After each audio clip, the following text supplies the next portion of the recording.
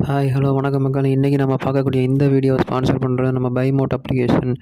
உங்களுக்கு தேவையான வீட்டு ஜாமான்கள், அதாவது க்ரோசரி பொருட்களை நீங்கள் இந்த அப்ளிகேஷன் டவுன்லோட் பண்ணி ஆர்டர் செஞ்சு கம்மியான விலையில் வாங்கிக்கலாம். ஓகே, நம்ம இன்றைக்கி வீடியோக்குள்ளே போகிறோம். இன்றைக்கி வீடியோக்குள்ளே நம்ம பார்க்கக்கூடிய டாபிக் நேருஜியின் வரலாறு. ஜவஹர்லால் நேரு இந்தியாவின் முதல் தலைமை அமைச்சர் ஆவார். இவர் பண்டிட் நேரு என்றும் பண்டிதர் நேரு என்றும் அழைக்கப்பெற்றார். இவர் குழந்தைகள் மேல் மிக அன்பு கொண்டவர். இவர் பிறந்த நாளன்று இந்தியாவின் குழந்தைகள் தினமாக கொண்டாடப்படுகிறது. இவரது வாழ்க்கை வரலாறு. உத்தரப்பிரதேச மாநிலம் அலகாபாத்தில் செல்வந்தரும் வழக்கறிஞருமான மோத்திலால் நேருவுக்கும் சுவரூப ராணி அம்மையாருக்கும் மூத்த குழந்தையாக நேரு பிறந்தார்.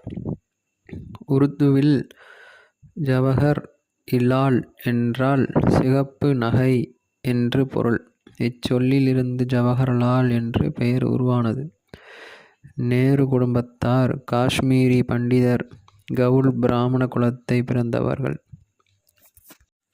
நேரு குடும்பம் முதன்மை வீதியையும் சந்தடி நிறைந்த கடை தெருவையும் ஒட்டியிருந்த பழைய பகுதியான சவுகியில் முதலில் வசித்து வந்தது. மோத்திலால் நேரு பல ஆண்டுகளுக்கு முன்பாகவே அலகாபாத்திற்கு வந்து வழக்கறிஞர் தொழில் புரிந்தார். அரசர்கள், இலக்கியலாளர்கள் மற்றும் பணக்காரர்களின் வழக்குகளை ஏற்று நடத்தியதால் பெயரும் புகழும் நிதியும் இவரிடம் குவிந்தது.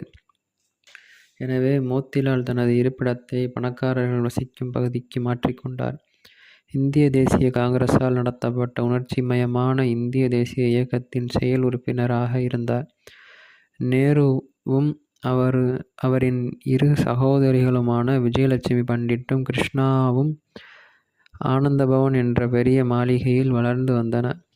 அக்காலத்தில் இந்திய உயர் குடிமக்களால் அன்று அவசியமாக கருதப்பட்ட ஆங்கில நாகரிகத்துடன் வளர்க்கப்பட்டனர்.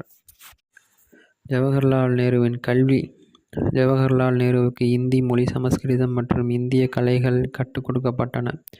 மோத்திலால் நேரு இந்திய குடிமக்கள் சேவைக்கு தன் மகன் தகுதி பெற வேண்டும் என்று விரும்பி அதற்கு அவரை இங்கிலாந்தில் உள்ள ஹாரோவிற்கு அனுப்பினார். ஜவஹர்லால் நேரு ஹாரோவில் உள்ள பள்ளி வாழ்க்கையை முற்றிலும் விரும்பவில்லை. அவர் பள்ளி பாடத்திட்டம் கடுமையாகவும் தங்குமிடத்தின் நிலை வீட்டிலிருந்து வெகு தொலைவாக வந்தடைந்ததாக உணர்ந்தார். இருந்தாலும் பள்ளி படிப்பை முடித்ததும் கேம்பிரிட்ஜ் பல்கலைக்கழக நுழைவுத் தேர்வுகளை 1907 எழுதி டிரினிட்டி கல்லூரி சென்று இயற்கை அறிவியல் படித்தார். திருமணம். கமலா கவுல் என்ற 16 அகவை நிரம்பிய காஷ்மீரி பிராமண பெண்ணை 1916 பிப்ரவரி 7 மணந்தார். அவர்களுக்கு திருமணமான அடுத்த ஆண்டில் இந்திரா பிரியதர்ஷினி என்கிற மகள் பிறந்தாள். பின்னாளில் அவர் புரோஷ் காந்தியை மணம் புரிந்ததால் இந்திரா காந்தி என்றழைக்கப்பட்டார். கமலா நேருவும் சுதந்திர இயக்கத்தில் ஆர்வமாக செயல்பட்டார். ஆனால் 1936 கமலா நேரு இறந்தார்.